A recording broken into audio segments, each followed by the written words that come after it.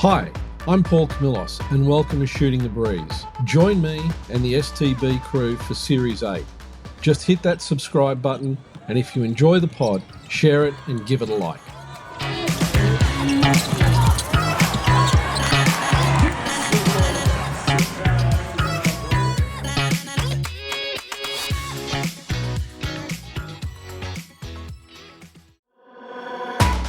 We were kind of talking about it off here before we began as well, just how unpredictable it's been.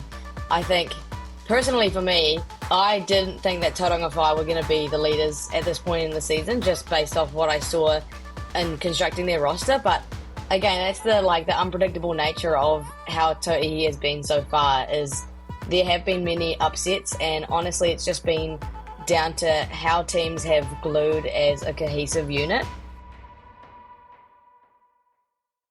Welcome to Shooting the Breeze. Today we're going over the ditch to New Zealand, kind of sort of, because one of our New Zealand experts, Linden Moore, is actually in the UK. And of course, Maia Williamson, who is in the North Island of New Zealand. Linden, Maia, it's great to have you back. How have you both been? Really good. Really good, thank you. Happy to say, temporarily, as I do live in the UK, but I'll be back in New Zealand in December for the finals. So Maia and I will actually be in the same area for once at the end of the year. But awesome. I'm really excited to be back on and see some of my favorite humans. Fantastic. And Maia, what's been happening for you? Yeah, I made a move too, but not all the way to the UK. Just about an hour flight north from Christchurch. I've been just, doing hoops, all that kind of thing. And yeah, I'm excited to be here today and chatting women's hoops because it's been a one heck of a season. Fantastic. Maia's doing the most out here, folks. And a lot of the New Zealand content that you're seeing from on the ground, it's Maia, but she's either going to be writing something or she's commentating and doing a bunch of other things that she does. So you're doing Someone amazing. Shut me up. Okay, so that's it. Obviously, we can say that Maia is the centre of women's hoops in New Zealand. I'll take it, but I don't know about that. Put that on my resume. Okay, now look, before we kind of get into Tauihi, you think you've just finished round 4, I want to talk about this initiative that you guys have started, HoopZine, which you're doing alongside the Kahu. I had a look through issue 3 today. It looks great. I was really interested in the way it's laid out, the information, the stories. It's fantastic. So the first question I've got to ask is, how did you guys come up with the idea? Yeah, well, to be honest, it was Joe, who is the GM of the Kahu, who had the great idea. Danny Marshall, who was a part of that original ownership group of the Kahu, kind of put forward the idea that this kind of media would be a really good idea for Tauihi, given that mainstream media, and to be honest, Tauihi itself don't do a whole bunch of marketing and media around the league beyond results and reps, things like that. So Joe came to me with the idea and kind of said that she wants to do something that is a little bit different, that's really easy to consume for not just basketball fans, but just women's sport fans. And then I guess, through that, obviously I had to get Linden on board because, no one knows New Zealand basketball like Linden does. I think through that we kind of just workshopped a whole bunch of ideas, and I've just got to give all the flowers to Jo for how hard she's worked on top of doing all the other GM stuff that she does. And we've really been able to bring to life, I think, something that really obviously highlights the league itself, but also the really cool stories in and around the league and internationally as well. And I think that was our main focus, was just trying to create something that is beyond your surface level information that you can get anywhere. It's information that you can't get anywhere else. I say it's probably the most dreamy thing that I could have, could ever see happen, because literally when I started getting into the scene 6 years ago and became so passionate, I still deeply am. It's just part of my DNA now. That's what I tell people. I always want to see stories like this, and it always what really inspired me to kind of start telling these stories. They're not there, and so to see HoopZine come to life and to have know that people have the same vision is just it's amazing. And like, because now we're like, we really get to give these women their due. And it's by women, it's for women. And like Maia said, it's kind of catering to kind of everybody. So even if you're just briefly curious, which after you read the magazine, then you should definitely be more curious. You know, like it's digestible. But it's been a joy so much every week to do. It's genuinely a highlight of my week. And it's fun with Maia and I have been messaging back and forth all the time about ideas and all the voice notes that go back and forth, and the creativity behind it's also a lot of fun, and my creative brain loves it. So really big thanks to Joe for putting in the hours, like Maia said, and also to both of them for including me. It means a lot. One of the things that I found really interesting about reading through it today was you pack a lot of information in what's an easy to consume zine, but also the articles are like a really good size. You can get in, you can read it. The information's laid out in a way that's easy to consume and understand, and it's easy to find your way around. And also, I mean, if you want to just skip around back and forth and get the information, it's great.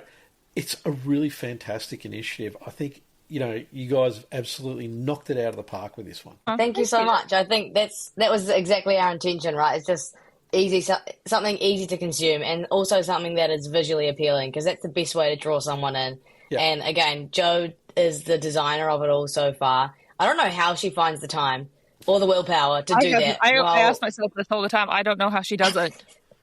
She is an absolute superwoman. It's amazing what she can do. Cool. So again, giving her all the flowers. Yeah, like 100%. Those layouts are crazy. Like I always expected it to be good, because that's just the standard that you guys keep. But seeing that come to life, I'm like, oh my God, like, where is this in print? I believe also, so shout out Roshi, who another New Zealand legend. She commented on, I think probably the first post, and she's like, we're going to need this framed. And I was like, honestly, yeah. So I think we got to get on that. Yeah, I think one of the things I found really unique about the zine was those match reports at the beginning. They're short. They're just like I think it was like 1 or 2 paragraphs for each one of them. And here's the score, here's a quick rundown. That's it. No long-winded, let's just blather on about a game for a page, because the game's done. And really, being able to just get the encapsulation of what happened, I find really refreshing, because sometimes you see other match reports, there's a lot of nothing in them. There's a lot of padding. So I actually found that to be really, really interesting. Yeah, I think so too. I think it was the point of you can scare people off if you give long-winded game reports that essentially no one really cares about. Like, if you are a hoop head, you can go to Tauihi or you can build those observations yourself. But I think for the audience that we're targeting, it's like you still get the rep, you still know what happens, you're still up to date with the league, but that's not the main part of it at all. Yeah. And a lot of what I find of match reports that talk about a shot that someone hit in the second quarter and things like that are actually just padding for space. And I just think, we have better things to talk about than what shot someone had to take the lead in the second quarter. So, Yeah, look, guys, fantastic initiative. I actually can't wait for the next issue to hit.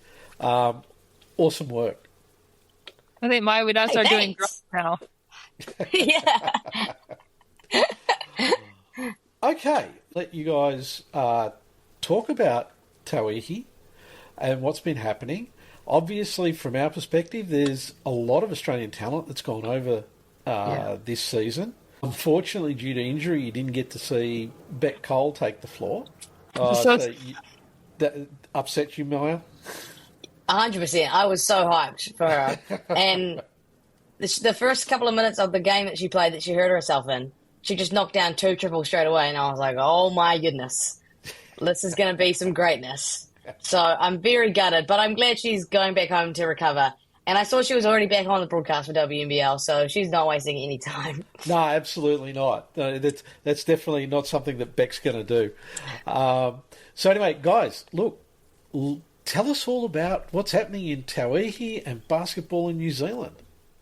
Honestly, how are we already going into round 4 or just finished round 4? Like, that's crazy. I don't know how we've done that because honestly, these games, I mean, they've just been crazy. And I think what I've loved so much about the season is that, there's been teams who have been performing really well, but you really don't know until on the day when you rock up because each team has got they've constructed their roster with these players that they know and believe in and who've got talent. And then they show up and then, there could be an upset. There could be, maybe just even a close game that we just don't know about. And for season 4, my general takeaway is that this league has just grown so much, and we're seeing that from an early start. 100%. I think we're kind of talking about it off here before we began as well, just how unpredictable it's been. I think, personally for me, I didn't think that Tauranga Whai were going to be the leaders at this point in the season, just based off what I saw in constructing their roster. But again, that's the unpredictable nature of how Tauihi has been so far. Is there have been many upsets, and honestly, it's just been down to how teams have glued as a cohesive unit in round 4, and kind of what players are gelling with other players better, and honestly, who matches up better. Because some teams are bigger, some teams are faster, some teams have more grit, some teams just have better strategies. Like, it's been one where you genuinely are like, I do not know who's going to win this game until the final shot goes through the net. And I think that's the beauty of Tauihi. Like, that is exactly what you want when you're watching basketball. Oh, absolutely it is. I mean, because if we look at the table now, it's Tauranga Whai, Tokomano Tweens, Southern Hoiho, Mainland Pokai, and Northern Kahu. Yeah, I mean, this table could change at any minute. And again, we're only just a little before halfway through. So who knows what's going to happen. But I think, like you said, Maia, I think it all comes down to cohesion and how these teams are gelling. But there are certainly, there's going to be contributing factors for every team, and certain people have stood out. So just thinking about some of the ones, Maia, and I've got my list, but I'm interested to hear yours. Who do you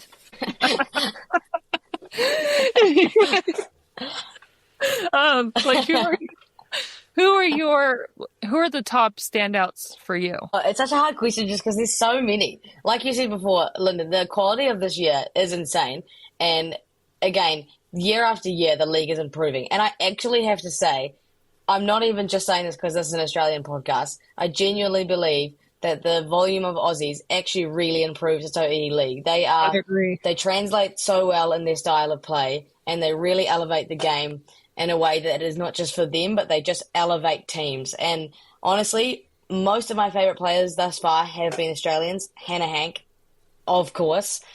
Jessica McDowell-White for the Phi has been a real standout. I didn't actually know much about her game before she came over. I knew that she was a solid NBL 1 player, but just watching her lead the Phi and the way that she can shoot the ball is very impressive.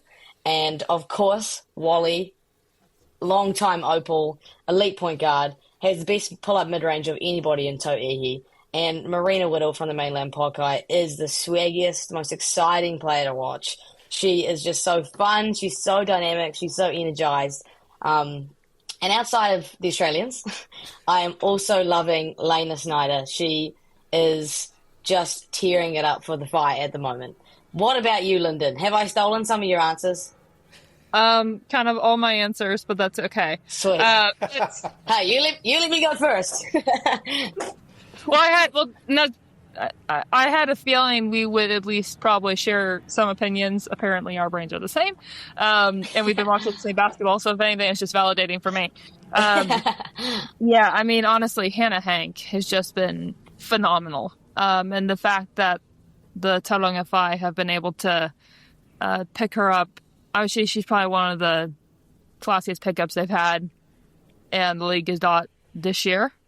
Lena Snyder, I mean, and just hearing her story, and I just want to quickly on the side shout out Tauranga Whai and all the teams who are doing, really putting the time into getting the players in front of the camera and actually sharing their stories, and like hearing Hannah's story, hearing Lena's story, like, I mean, and then seeing that translate onto the court. Because even Lana, I think she said, she's like, I wasn't even entirely sure about professional basketball. But here she is, thriving in New Zealand. And, and she was such an integral part of the Tauihi Championship and the Phi team that won that. It's really nice for the Phi to have that stability. Marina Whittle, I just can't believe what we get to see her in New Zealand, man. I know her as playing, 3x3, and she's just this Australian star. But to actually have her on the shores, shooting the way she does, playing the way she does, having her energy around, it's just amazing. So it was really, really cool to have her there. And also, I just want to give a shout out to the Southern Hoiho, Paige Bradley, and some of the wins that they've already come up with this season. So anyway, yeah, that's my little bonus one. I'm going to add Paige on that list. Yeah, I actually had down the Phi and the Hoiho being my favourite teams of the season so far. And again, Paige Bradley is in her third year returning. She is their fearless leader at this point. She brings such great energy, but she brings a calm presence. She has a really good vision. She's a great floor general and also a scorer as well, which is a great skill to have on both sides. And then again, they're 4 Aussies. They just go hard. And I think the Hoiho have built a really strong roster that ticks a lot of bases. And of course, they are huge too, which really helps in Tauihi. I've been really impressed with, Rebecca Pizzi is, I guess either of us could claim her really. But she's been impressive and a great pickup for the Tall Ferns as well. And then Jessie Edwards, Claire Jacobs, and Taylor Simmons have just been go-getters. They just go hard and they have great size. And yeah, they upset the Tokomawa Queens at home the other week, which was a really exciting win that I don't think anybody saw coming. They've now beaten the Kahu twice. And I think they're going to rematch with the mainland Poakai soon, who they got dounced by in their first game. But no doubt that could be a different result or a much closer result, definitely. So, yeah, again, so exciting to see how many teams could really fluctuate at the top of the league.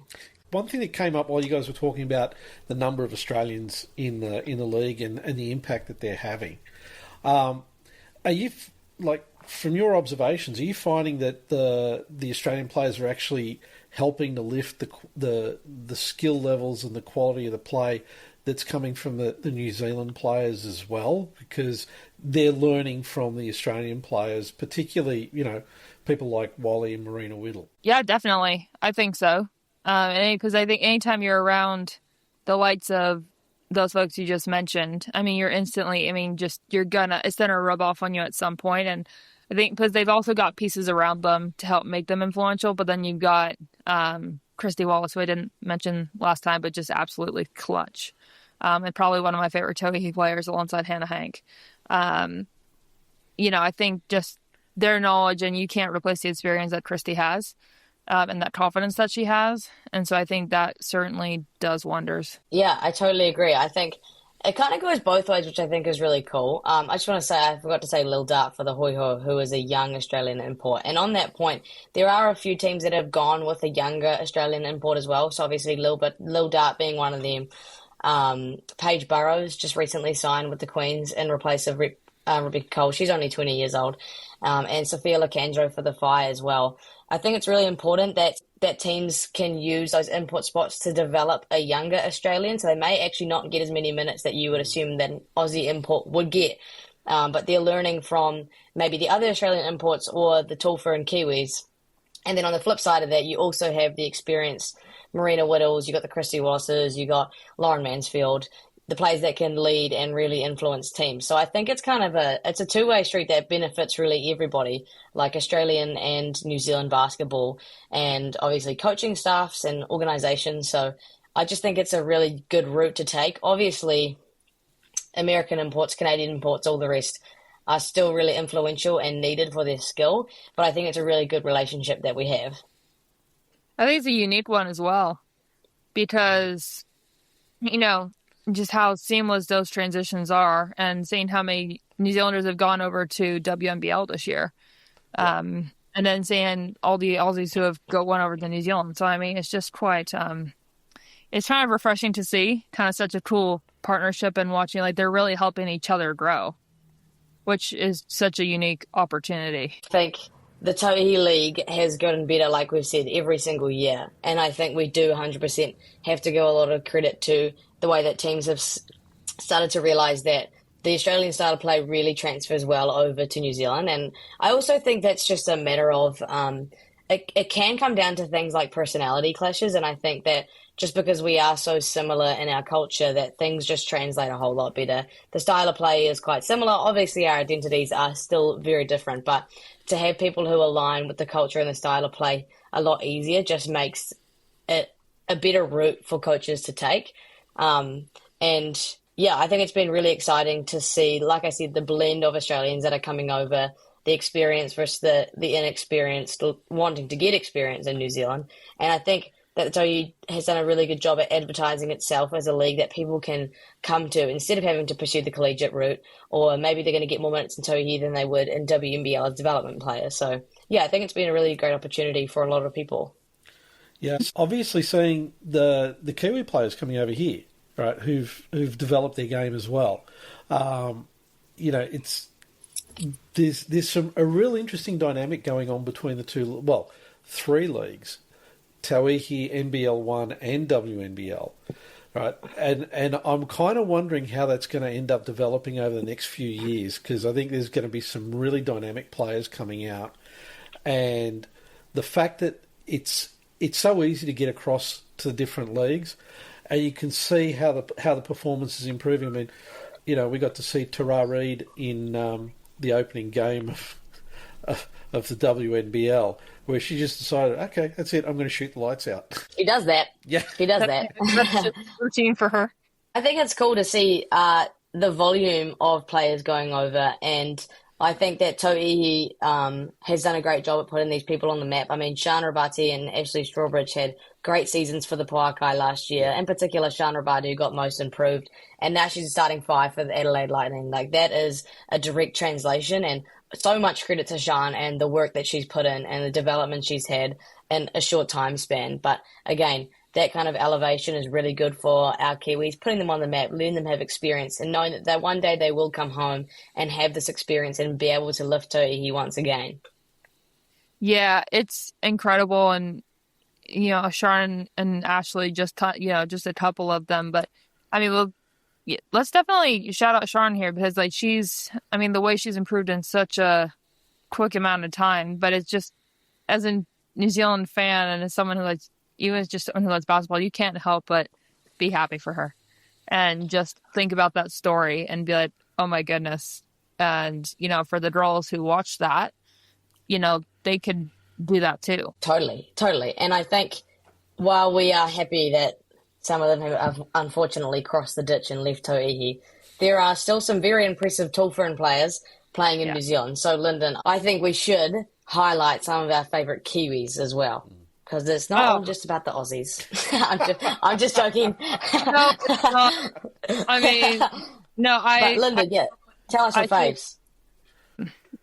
For all kind of the ups and downs, and I think Coach Nat has done a ton to really be excited about for the players who are playing over here and potentially who might be up for selection, because I know there's a tournament next year. And so we're thinking national team-wise, I mean, there's certainly promise, but you're right, Mike. We have had we've focused a little bit on the Australians thus far in the show, but I think of course there's plenty of amazing Kiwi players, and something that I just wanted to touch on is, this isn't necessarily Kiwi specific, but league wide, is that I feel like we're starting to see more and more women who decide to keep returning year after year and kind of helping build that stability. And some of those Kiwis are part of that core.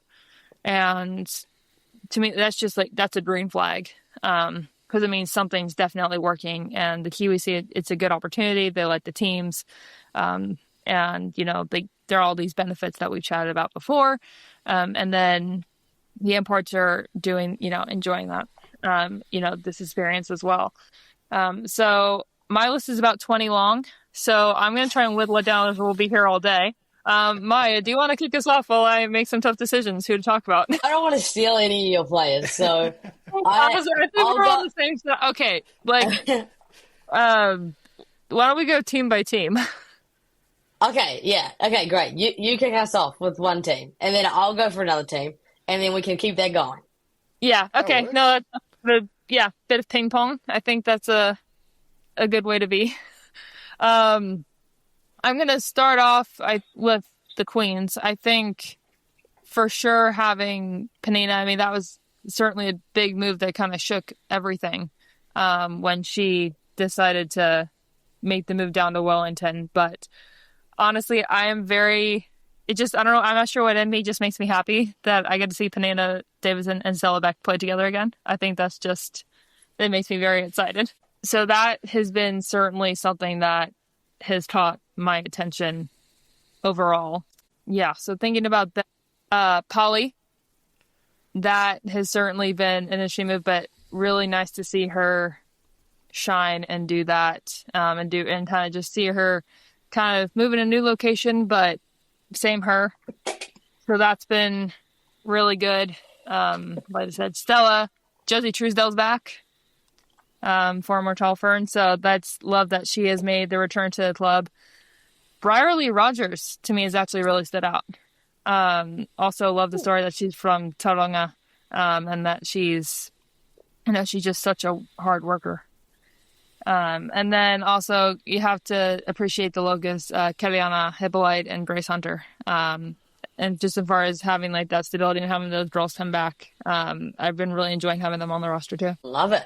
Great rap. I just want to say, yeah, Briley Rogers is a great story. She was an emergency contract last year for the Queens and now full-time roster. And she went 3 rounds without missing a shot, missing a field goal in Tauihi at all. She was 100% 8 from 8. It was outrageous. It was just, I've never seen anything like it. She plays with such confidence. It's beforehand. Literally insane. Great pickup by the Queens.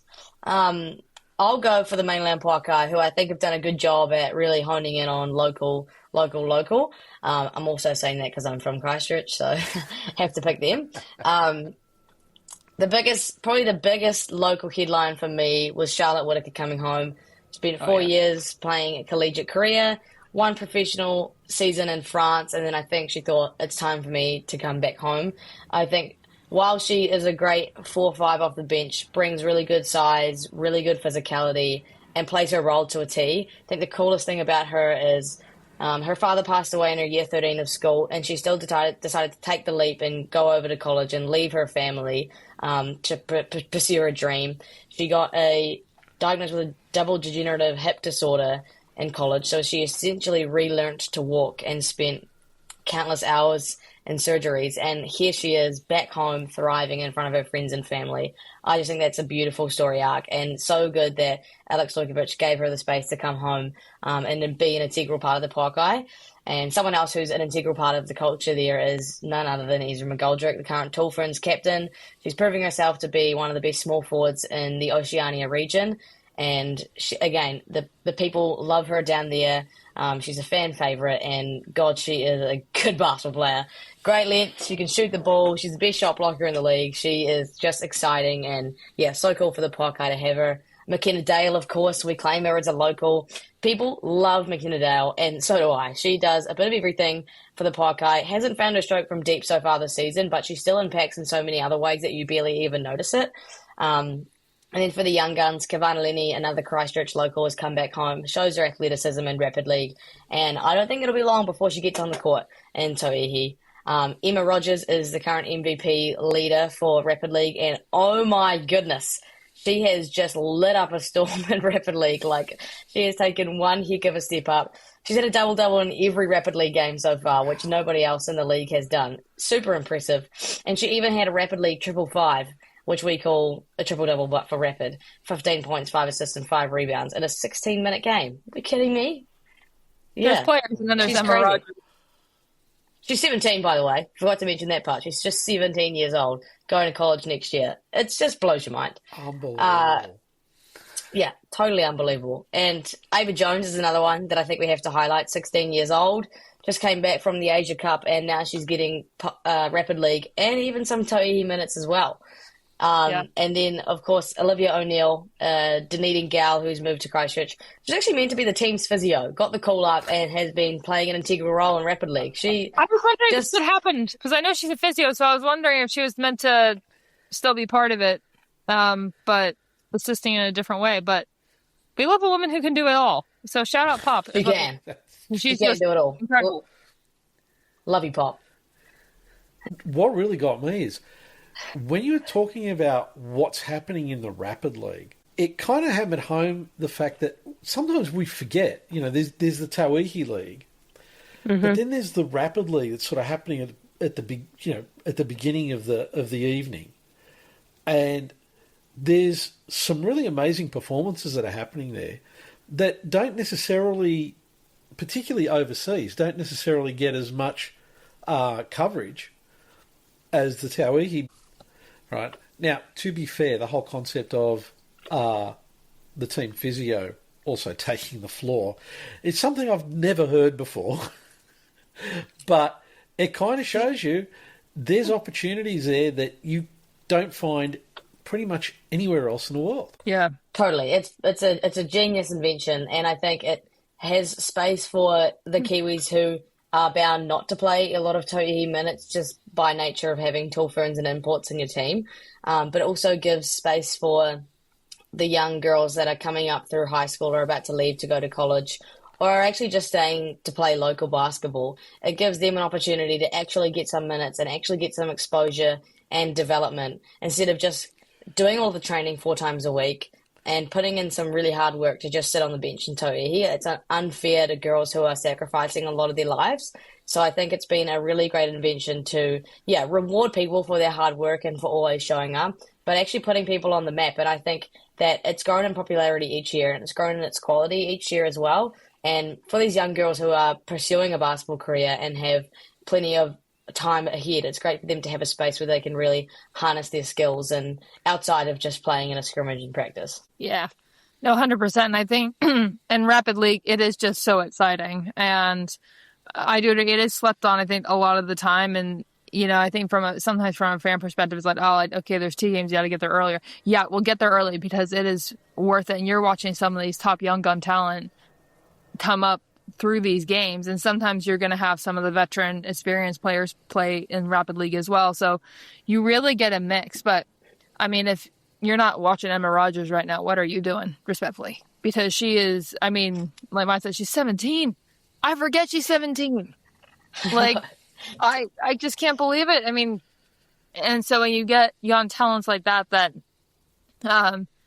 you can't, they're obviously still learning, and they're still, it's going to be, I think the longevity in the game for them will hopefully be pretty big. But it's just been such an amazing opportunity to watch Emma shine, and the confidence that she's getting, and just kind of, I have no doubt, excuse me, in coming years we're going to see her become a main Tauihi player.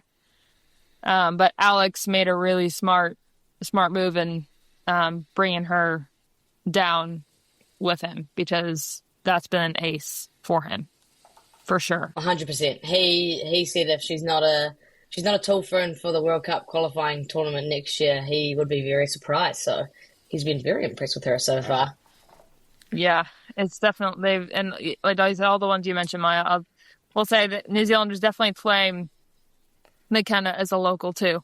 And it's been such, of course. I'm right, she never left. But it's just really quite nice to have her. It's just great to see her just come back to the league now year after year. And, seeing Morgan, seeing McKenna being able to, they're with Alex and they're thriving under that system. And, again, like for those who don't know McKenna and her story, she grew up, part of her childhood was in Christchurch. So it's not quite nice to see her close that loop. And then also I gotta say, Maya, thank you for bringing up Charlotte, because I think Charlotte's also not talked about nearly enough. And I never fail to try every time I hear her story. So, and also one of the nicest humans. Shout out to the whole Polokai team, and really awesome to see some of the development that's been going on. Shout out Ava Jones. because people have not watched her in high school at St. Andrews. You're definitely missing out. She's definitely definitely a name to watch. So can't wait to see more of her as well. So it's a really impressive Polokai team down there. Okay, we've ragged on about the Polokai. Lyndon, do you want to go some of your favorite Kiwis from another squad? Yeah. So I'm gonna go with the Hoi Ho, and I'm gonna kick this one off with none other than the stalwart that is Zoe Richards. It's just, I love being able to see her come back, and I'm thrilled that the Hoi Ho are still here and that they're still, we see them in the league, but the fact that, they got their fearless leader in front of them, that's, it's just kind of special. So I feel like I've gotten to watch her kind of grow up a little bit, because first time I saw her was like 6 years ago. And so just watching her game develop into what she's doing now is incredible. You can't forget Sammy G. Another one of those names. And also just, she brings the vibes. And she's also, she's contributing on court as well. A couple moves here in terms of Eva Langton and Alana Pawai, going down south, all taking some minutes in Rapid League and making contributions. Tia Pavihi as well. And of course, you got some locals, Abby Harris, Alexa Duff, and Faye. And then also, we can't forget Elise Gilbert, which actually, at the time of recording this, there was an amazing article in Locker Room that was just published yesterday by Chantel Matano on Elise Gilbert and her journey. And so I'm going to empower and encourage everyone to read that article, because motherhood, and especially at her age, and then coming back to play Tauihi, which is against grown women, is not an easy feat. So those have all really stood out to me, and it's just really nice to see them on the roster and getting their chance and, still in the landscape. Yeah, 100%. I think there was no doubt that Zoe and Sammy G were going to re-sign with the Hoi Ho. They are loyal, hardy Southern gals, and like you mentioned, the cornerstones of that organisation, and something that the Dunedin basketball scene does really well is that they really pride themselves on their locals, local coaches, local players, and they really prioritize that in their organizations, which I think is really cool. And someone else who's done that really well is actually the BNZ Kahu as well, which I'm going to talk about their Kiwis. I think the biggest signing, no doubt, for the Kiwi side is Tauihi Aotearoa. She was an unexpected signing for the Kahu. I think kind of everyone had accepted that she wasn't coming back for the season, and then it was a late ball that they dropped that she was coming back, and I think that just brought one heck of an element of surprise and excitement for the league. She was the MVP in the inaugural year, and has obviously been one of the best players in the league since its first season, and been really great to see her back, and her influence and her leadership. Also been really impressed with Asia Anderson. She has had a bigger role in the last couple of games, but coming off the bench and really bringing some energy, some strength and some size. Really impressed with her and her energy. Mary Goulding, we're just lucky. Sorry, Mary Morton-Jones now. She got married, so congratulations, Mary. But we're just lucky that she's playing basketball and we get to see her play basketball as she survived, what could have been a fatal car crash. So to see her thriving, playing basketball and being happy is just unbelievable. And she has a strength like no one else. Been really impressed with Emma K. Schroeder, who just set the Rapid League all-time scoring record with 21 points. And she hit 5 triples, which is really impressive. And she's won secondary school's MVP in the same year. So she is just absolutely living it up. And got to give you flowers to Kuli Tini, who's come back after a year of basketball, and Vitolia Tuolave, who has come from the mainland Polokai to represent her home city once again. Yeah, absolutely. And all those players that you mentioned, and it's just such a joy to see the ones that you just mentioned. It's a joy to see all of them, but to see the likes of Asia, Keely, Talia, of course, and Mary just coming back and believing and putting in this organization is just, it's fabulous to see. I'm not sure if anyone else remembers where they were when they found out that Talia was resigning. That was a huge moment, but testament to the organization and to Jody that, they were able to get her back, and she was willing to, come across for another season when, like you said, Maia, it was kind of a question mark if she was going to possibly play over here. So it's, I think whatever, I know the results right now are not going the way that they're used to. But, I mean, something's cooking there. It is. And I fully heartedly believe, and I cannot wait for them to, taste that success when it does come. But yeah, no, it's an interesting group that they've got, but one that no doubt built strategically and intentionally. And the ones that, that you listed are just, they're great players in their own right. And they lend so much. And also, like you said, welcome back to Kiwi Tenney, for, coming back to the Kahu. I call her an OG. She and Asia and Talia and Vitolia, really. So I think she was up here the first year as well. So really nice to see them all back. And then also Mary, is just such a joy to have her playing and have her in North London, just seeing her smile. Because when she smiles, everybody else smiles. Even when she scores on you, you may not be smiling then, but you'll smile after. Watching the replay, you'll smile. Yeah. But yeah, no, all good ones. So then moving over to Tauranga Phi, it's interesting. Where I think now, if you had asked a couple years ago, was we're seeing a lot more of the college girls who grew up in New Zealand, but then didn't, so they've been playing over there, so we haven't seen them in this setup before, but they're actually getting that chance now. So I think most notably we're seeing Taylor Dalton, Emmy Scherer, both of whom play in the same college conference in the WCC. Not sure if that's still the same thing now with all the madness going on, but at St. Mary's and at Portland, and I should also say Gonzaga. I can't for the dogs. It's been really cool to just kind of see them get back and adjust. And I know Emmy was also another one of those stories that the Phi put out, and just seeing kind of like, oh, do I want to do this? Do I not want to do this? But great pickup for the Phi.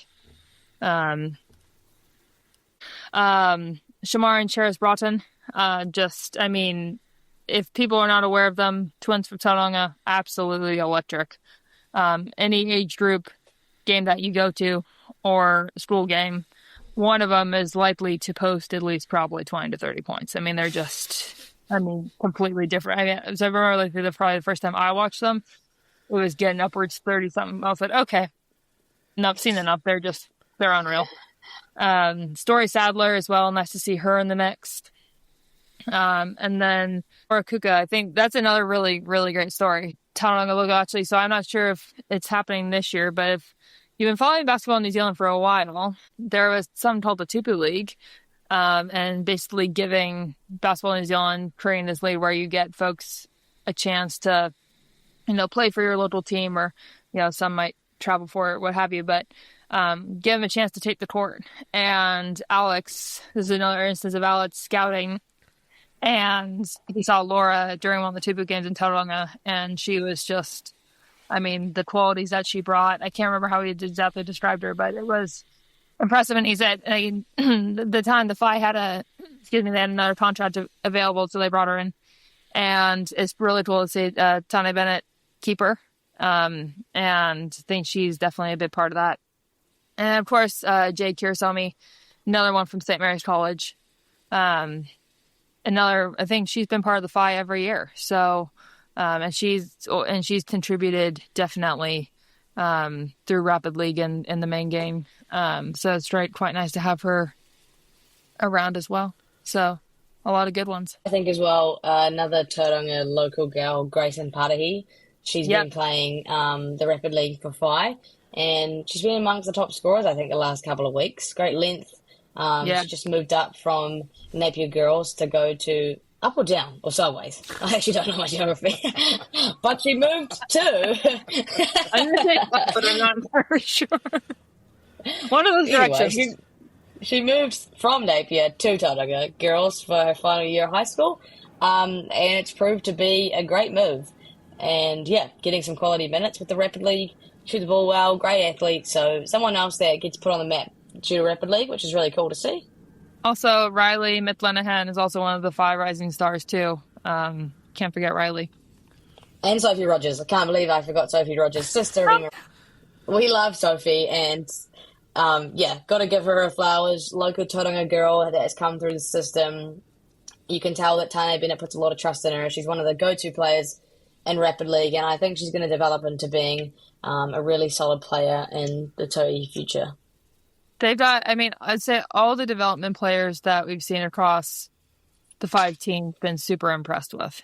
And some of them we had already seen internationally, so it's maybe less of a surprise to some of us. But I love getting to see, because I'm aware of some of these girls' names, but it's really cool to see them get a bigger spotlight and get that stage to develop and perform and get these opportunities.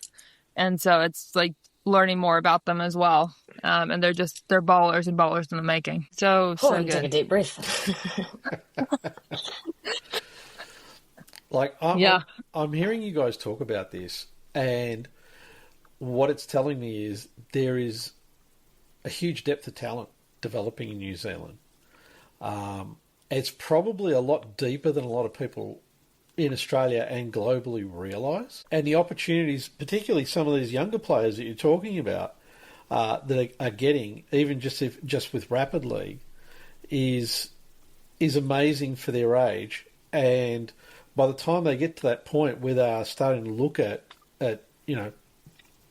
prime league positions, they're going to have tons of experience under their belt, which means they're going to be able to step in and produce a lot quicker than your more traditional type pathways. Yeah, 100%. Rapid League's done a great job at that, developing their skills and giving them a platform, and then being able to train in the environments where they are playing against the best Tall Ferns and some of the best players from around the globe. That is automatically giving them a level up, and you're going to see it translate to their collegiate levels. And then if they do come back to play Tauihi basketball, no doubt they are going to be impact players in starting 5 or off the bench.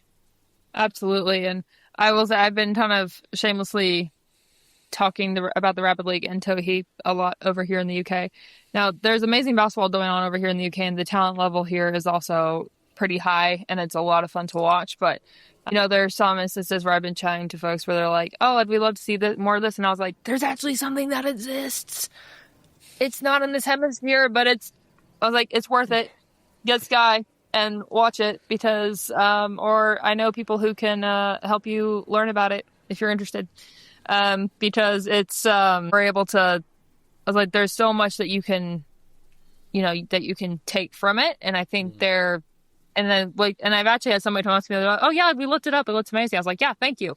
And they're like, "Why don't we have that here?" I'm like, "I know, great question." Credit to Justin Nelson for that. But yeah, it's the Rapid League, it's just so unique. I think that's going to be expected of anything that's new. But the way it's grown and the opportunities presented, both for the Sal's NBL and for Tauihi, has been just incredible. And to your point earlier, Paul, it's, when they're going to have, the players, and I'm going to go back to thinking kind of like an Emma Rogers type of thing, but just name any of them, that they're going to be ready, come time. They'll have time settled into the system. And so making that transition when they inevitably, I hope it's inevitably, come back to play when they're older. Yeah. That it's going to be pretty seamless for them, which I think it's intangible, but it's a huge part and can help a lot when constructing a team for sure. All right. So I just want to remind everybody that here in Australia, you can watch the Tauihi games on YouTube. If you haven't been watching them, you should be.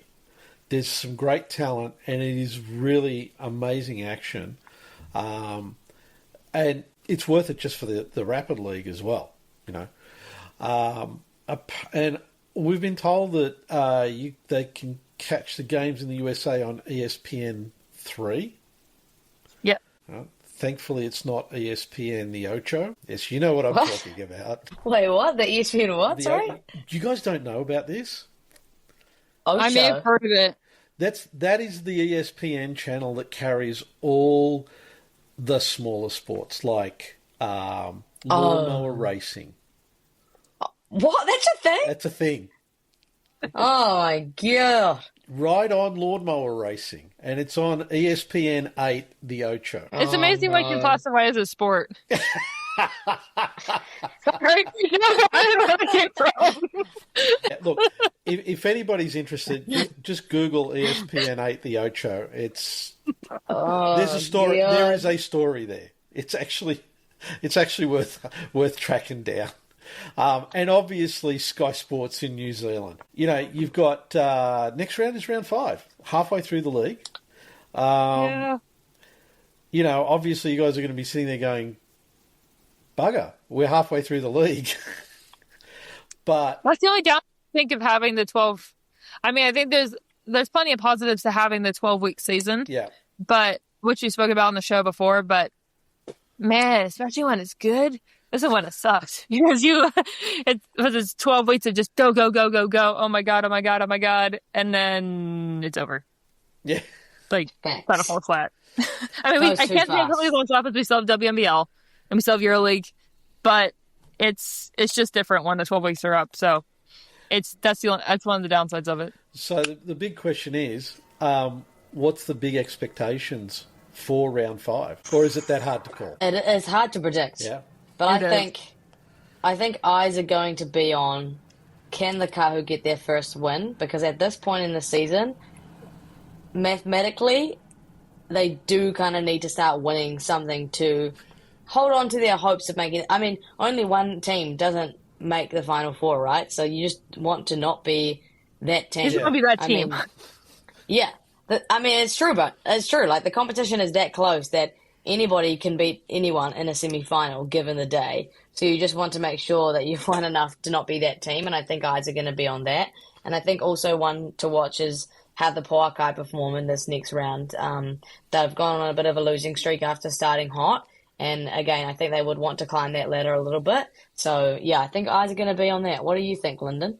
I agree. It's going to be a double weekend for the Queens. Going to be eyes mostly on the Poakai because they've been on a bit of a, I'm sure, unplanned losing streak. So I'm sure and the thing is, the Queens, they're not invincible. None of the teams are. But I think if you look kind of going in, it's the Queens are, okay, let's look at that roster, immediate favorites. That's, but they've also, they haven't won everything. So I think, yeah, watching them, kind of seeing how they hold up. But then I'm excited, honestly, for the Queens Tauihi matchup. But I think, yeah, the Poakai for sure, and then the Kahu, like you said, Maia, it's a must-win territory for them. And knowing the management, they've got something cooking in the background, and I'm sure there's no doubt there's an unwavering belief that they can do it. But it's definitely going to be one to be focused on for them for sure. All right, so we'll be keeping an eye on what happens in round 5, and can't wait to get you guys back on to give us a further update on how things are going with the Tauihi League. And just as we wrap up, again, guys, thanks so much for joining us. It's great getting your expertise on what's happening in New Zealand. And it's an exciting place for basketball at the moment. Can't wait to see how things are going to develop there. Yeah. Thank you so much for always... Yeah. Oh, you took the words right out of my mouth, Linden. Thank you for having us. It's a joy to do these podcasts. And what's been really cool is that there have been people over here who are now starting to listen to them, and they're enjoying them. So, you know who you are. Shout out to you. But yeah, I cannot wait. Like, I physically cannot wait to be back on the same, in the same, at least kind of shooting around space as you guys at the end of the year. And so New Zealand, Maia and I are going to be reunited in December. So watch out. Watch out. Watch out, New Zealand. We don't know what's going to happen. Oh, okay. So does that mean we've got to sort of give a warning to the police because you guys might get a bit rowdy? They got to send like an Amber Alert on everyone's phones. Beware. So no, it's seriously, and also it is a joy to come on here and talk to you both, and yeah, just talking about the leagues that we love so much. And I'll never say it pains me to say this as a pseudo Kiwi, but I love the Australians and I love seeing them flourish, and it's so fun to just see which names come over and how well they do, and just supporting everybody. So it's genuinely a joy. It's 12 weeks of just joy. Yeah, totally. It's been such a privilege to be able to, I guess, advocate for women's basketball in New Zealand, and be a part of making some noise around it, because it's bloody exciting. And obviously mainstream media doesn't give it enough love, and the league also doesn't give it enough love. So we're here to do that, and we're here to advocate and, spread awareness and actually shed light on the ladies that deserve it. So yeah, happy to be a part of that. Absolutely. It's really cool to have different creators who care about the same thing, and the fact that we can all band together to talk about something that, like you both said, it's pretty underappreciated in mainstream media, that we can come together and do it. It's a very special feeling. I know not everybody gets to feel. So yeah, very, very cool. Fantastic. Thanks, guys. Can't wait to catch up with you again soon.